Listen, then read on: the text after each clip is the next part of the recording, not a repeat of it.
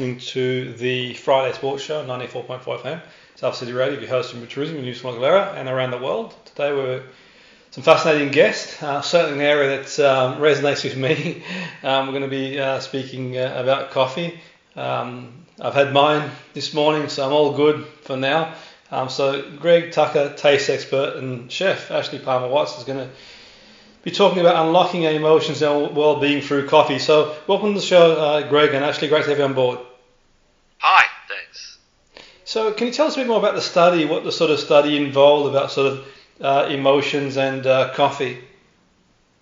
Yeah, so with Artisan Coffee, we did a study with over 2,000 people to understand the connection between consumers and coffee and whether it was functional or emotional. And what came through really strongly was the emotions that people are getting out of coffee, which chimes with the character expressions that Ashley has developed with Artisan, so that actually people can choose coffee by the mood takeout rather than by some kind of lexicon of complicated flavour words to describe what's going on. And that's important because people are innately talking about loving coffee, feeling like a coffee, and they're already on that kind of emotional journey. They know that there's something about coffee that is more engaging and rewarding, and being able to help them to find those rewards and benefits out of our products is important. Yeah, that's really interesting. And so the emotional impact itself, I'm going to speak anecdotally. It definitely feel an emotional shift. Sometimes get up in the morning, or it's a Monday morning, or any morning really sometimes, and just you have that sort of coffee, and your mood can change. And what did this sort of study say around the emotions themselves? What sort of what range of emotions do people experience when they do have their coffee? Yeah, so classically, people were telling us that they go from tired, grumpy, a bit irritable, to being relaxed, focused, energized, and there's this kind of transformation that happens, this journey that they go on. The mood shift is delivered, and as the coffee reveals itself from the initial flavour burst through to that complexity and richness and engagement and fullness to the quality of the finish, so the moods are shifted as well, and people go from being slightly lethargic. We both came in on the train this morning, and we see people having their coffee, and kind of the light goes on. And we found that over 30% of people in the research were saying that they had to have coffee to start their day. But people were starting their day differently, weekday to the weekend. So in the weekday they might want something that's got a slight kind of rush and a boost to it, whereas at the weekend they want something that's a bit more mellow, relaxed, a bit more escapist. And so we find that people are already on the same page as we are. Ashley's just taken a bit further with the way that Artisan has developed now 7 different characters and expressions. That's really interesting. And in terms of sort of like type of brand, I mean that sort of resonates with me as well. I've tried different brands, but I always tend to go back to a specific type of brand. But what does the research say around that sort of adventurous and loyalty? It's like, I mean, there's a temptation to try something different, but I suppose I'm wondering if a lot of people like myself who sort of tend to go back to the type of brand in the end.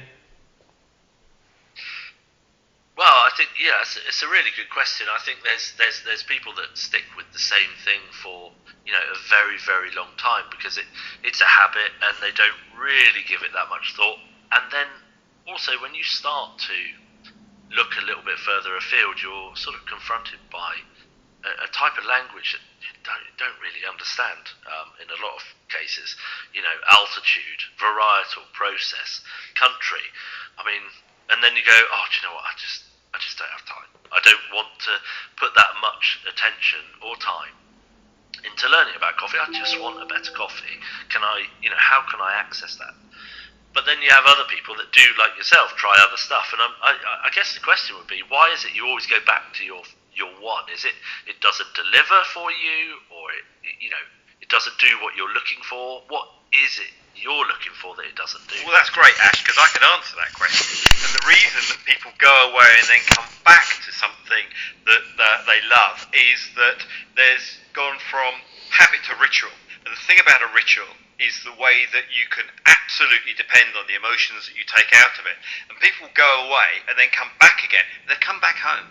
There's this reassurance, that reconnection with the coffee that, yeah, that's me. And the way to reassure yourself that you're having the coffee that you like best is to step out and then come back again and say, actually, this is the one that I really like. This is how I like the coffee. These are the emotions that I want. Sometimes they step out and discover something new, but sometimes they step out and discover that actually what they really like is the one that reassures them and gives them that kind of coffee moment that they're looking for. But neither of those are better or worse than, but it is just a reflection of the emotional security and benefits that people are getting out of it. Absolutely, and what I find interesting, I mean, this is probably outside the sort of scope of our conversation, but sometimes it's like, at work, or it's just, it's easy enough to make a coffee, but it's just getting out as well, and sort of, going out for some like fresh air and just, buying a coffee. Does that sort of resonate as well? So just getting out then and sort of like, getting a coffee and just, it's kind of escapism, really. Yeah, 100%. It's the occasion, isn't it? It's like cooking at home every day, or making coffee at home every day, and then going out to a restaurant or going out to a cafe. I think that ritual becomes this sort of aspirational side of things where you're taking the time to wander down the street. You're not doing anything else. You're just taking some time out. You're working towards going to find something. So it's almost like hunter-gatherer, but of course from a coffee shop, and you're paying for it rather than catching it and killing it. So I think there's that reward, and that's where a lot of this research comes back to, in terms of what people are looking for at that time. And the other thing to say is that in going out of the office or wherever, building in some kind of effort, no effort in, no reward back. But Christmas Day doesn't work without Christmas Eve. You need the anticipation. And one of the things we were talking about this morning is that what was transformational about Starbucks when they came to the UK was that they forced people to wait for 4 minutes before they got the coffee. They could have served it faster, but they didn't. They made people actually stand around for the coffee. And that anticipation then feeds into the emotional feedback loop of, if it's worth putting this much effort into, then there must be a benefit coming out of it. And that feedback loop actually works. Effort in, benefit out. Effort in, benefit out. And so that anticipation, going out of the office, taking time to prepare the thing, finding a way to actually put some effort in, is then rewarded if you get the complexity and the richness and the emotional benefit coming back at you. Yeah, absolutely. And I suppose just sort of, in conversation, I was just thinking that, I suppose it's sort of dispelling a myth as well that you can't get good coffee in the UK. And some of the best coffee for me, I sort of travel everywhere really, and I think that particularly like in the cities, London, Manchester, you've got some of the best coffee places really. I mean, is there anything you want to add to that to any of our listeners who sort of, I have some banter sometimes. When I travel, they say, well, can you get a good coffee in the UK? It's like, well, I think you can get some of the best anywhere, some of the best coffee shops in the UK there is, to be fair. Is there anything that you sort of could add to that? Yeah, I think we've got some incredible coffees in this country now.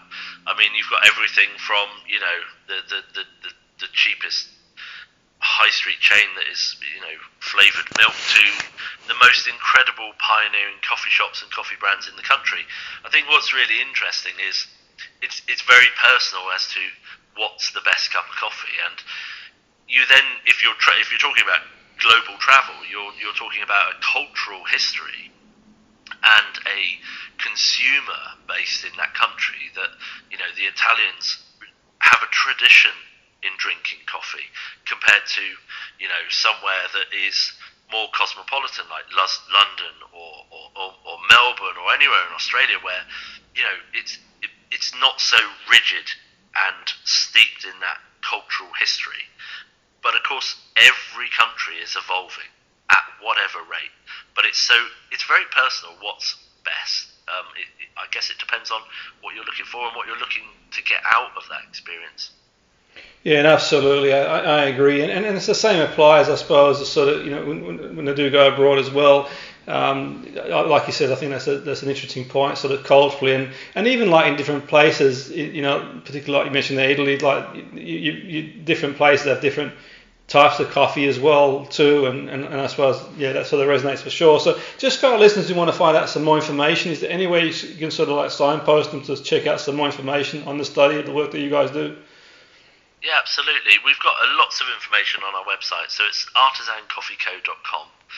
We're on Instagram as well. Just put in Artisan Coffee Co. and it will pop up. There's lots of information about the different blends and characters that we do, how they're going to taste. There's visual stimulation on there and how they sort of present themselves, and all the different brew types that we do, from bags to ground coffee for cafetiere, whole bean, and pods. So artisancoffeeco.com. And think about what you want out of your coffee. What's the mood takeout you want? Because these character expressions give you different benefits, and that's crucial, that you can actually dial into who you are. Absolutely, I'll definitely check it out myself. So I want to thank you guys for coming on board this morning. It's really interesting and informative, and thanks again. Friday Sports Show, 94.5 FM, your host, Jimmy Petruzzi.